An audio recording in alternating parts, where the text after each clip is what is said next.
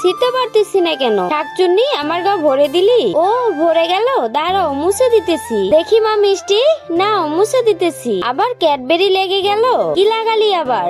ডাইনি, দাঁড়াও এবার ভালো করে মুছে দিতেছি। দেখ মিষ্টি, এই তোরা হাসতেছিস কেন? যা ঘরে যা। মিষ্টির মা, আমি মদ নিতে যাচ্ছি। আর শুনো, কালকে কিছু ফল দিয়ে কেক তৈরি করবে। আমি পারবো না। পারবি না? আমি এসে কেক না দেখতে পেলে খবর আছে। হ্যাঁ যাও। এরপর মিষ্টির মা ফল দিয়ে সুন্দর সুন্দর ডিজাইন করে কেক তৈরি করতেছিল। কেক তৈরির ফাঁকে মিষ্টির মা তার কাজগুলো সেরে নিতেছিল। কেক তৈরি করার শেষে সবাই একসঙ্গে বসে খাচ্ছিল। মিষ্টি তো খেয়ে প্রশংসা করতে লাগে, আরো একটা কেক ওর জন্য রাখতে বলতেছিল। এগুলো খাওয়াইতেছো, মদ কই? রান্নাঘরে আছে, তোমরা থাকো, আমি একটু খেয়ে আসি। বাবা মদ খায়, ওকে বেশি দিবা না। হ্যাঁ সোনা, তাড়াতাড়ি খাও। ওই যে আমার প্রিয় জিনিস, আজকে জমে যাবে। তোর বাবার বোতলে মদ না পানি রেখেছি। এটা তো মদ না, পানি রেখেছে। আমার সঙ্গে চিটিং করলো। তোর বাবা আসতেছে মনে হচ্ছে, চল আমরা লুকিয়ে পড়ি।